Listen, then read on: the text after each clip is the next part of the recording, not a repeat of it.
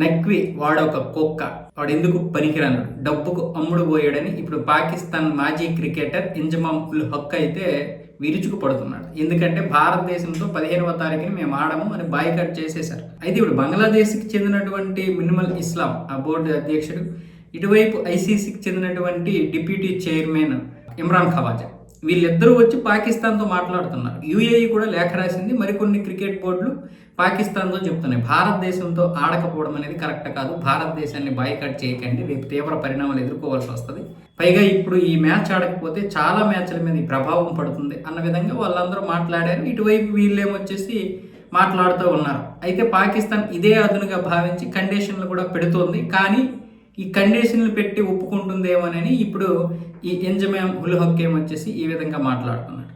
ఈడ కుక్క డబ్బులు కమ్ముడిపోయాడు, యూటర్న్ తీసుకున్నాడు, మరి ఇప్పుడు మా ఆత్మాభిమానం ఉండదా, ఇప్పుడు మరి మన పరువు పోదా, బంగ్లాదేశ్ కోసమే కదా మనం ఆడమని చెప్పాము, బంగ్లాదేశ్ కోసమే కదా భారత్ని దూరం చేసుకుని బాయ్కాట్ చేసాం, మరి అదే బంగ్లాదేశ్ వచ్చి అడగడం ఏంటి, రిక్వెస్ట్ చేయడం ఏంటి, మళ్ళీ మనం కండిషన్లు పెట్టి ఒప్పుకోవడం ఏంటి, మరి ఇప్పుడు మన పరువు పోదా, ఇది ఎంతవరకు కరెక్టు, నీకు ఒక మాట మీద నిలబడడం రాదా, నక్వి నువ్వు ఒక కుక్కలా తయారయ్యావరా, నీకు విశ్వాసం లేదురా అన్న విధంగా ఇప్పుడైతే ఇంజమామ్ ఉల్ హక్ అయితే ఏకి పారేస్తున్నాడు. కాకపోతే ఇంకా ఇప్పటి వరకు నక్వి అయితే ఎటువంటి సమాధానం ఇవ్వలేదు. అయితే ఇప్పుడు 15వ తారీఖున భారత్తో ఆడాలా లేదా అన్నది ఈ రోజు రాత్రి లోపు, లేదనుకుంటే రేపు ఉదయం 12-1 గంటల లోపు తెలిసే అవకాశాలు అయితే ఉన్నాయి.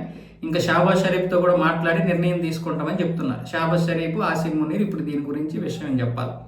వాళ్ళు గ్రీన్ సిగ్నల్ ఇస్తే ఆడతారు. అయితే ఇక్కడ బీసీసీ అయితే మొదటే కండిషన్లకు ఒప్పుకోలేదు. ఐసీసీ మళ్ళీ ఇప్పుడు బీసీసీ దగ్గరికి వచ్చి ఏమైనా వాళ్ళు కొన్నింటికి లొంగారు కాబట్టి మనం కొన్నింటికి లొంగాలని అంటదేమో మరి తెలియదు. మొత్తానికైతే ప్రస్తుతానికి జరుగుతున్నటువంటి పరిణామాలు ఇవి. ఈ మ్యాచ్ ఆడడం కోసం అందరూ తాపత్రయపడుతున్నారు.